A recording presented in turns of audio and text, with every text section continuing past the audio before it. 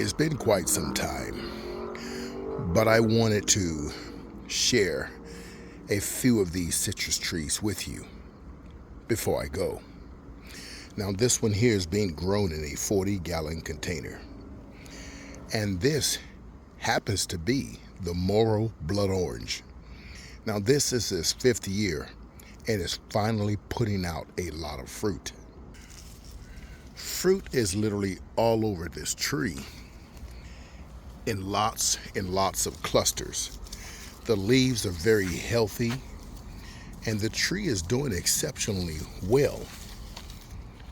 Now, one of the things you'll notice with my citrus trees, I have herbs that are placed in between the citrus trees as it continues to go down from end to end. And the reason I have herbs placed next to them is because herbs produces a lot of flowers, and some of them produce flowers at different times.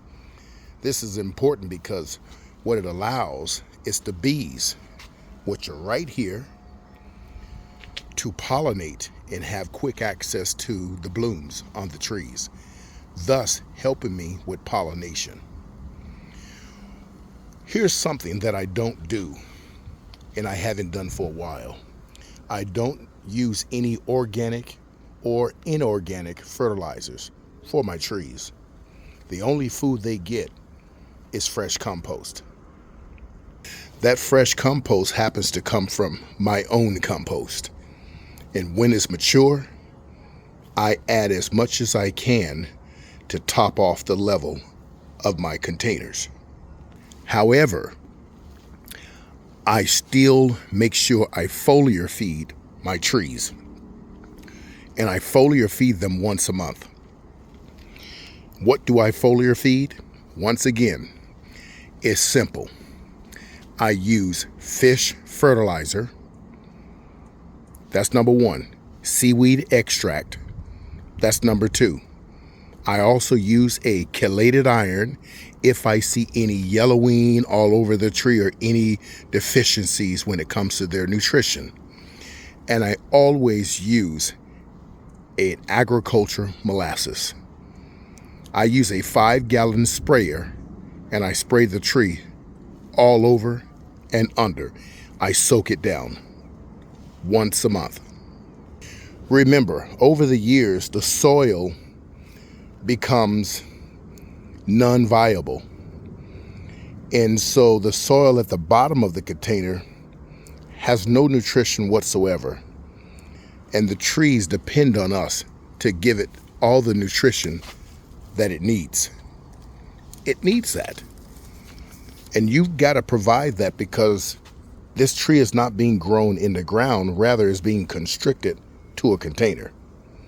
Now, do understand something.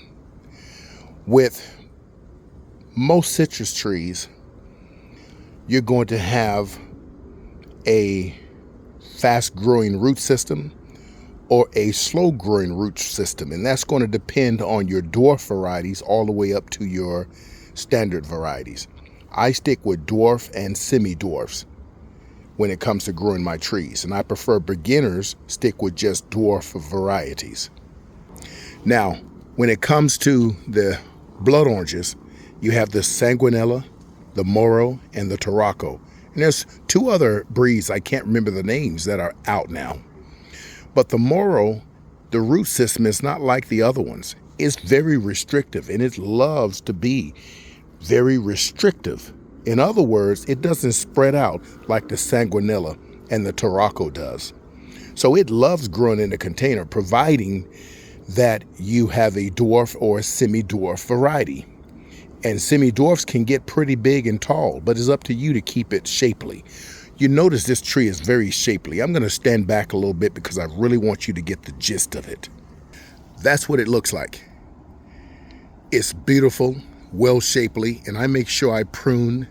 And I use tip pruning on a lot of my trees simply because I like to keep that sort of bushy look. And that's what most of my trees give me. I do have to do that with my Mexican key lime, but I wanted to share this one with you first. There's my flow hive and all the bees, and this is why I get great pollination. So if you ever consider about growing any sort of blood oranges, consider them Moro blood orange. It loves to be sort of compact, and since it has restrictive roots, it's great to grow in a large container. I suggest you folks get you a large container. This tree is an absolutely stunning tree. But let's move on to the next.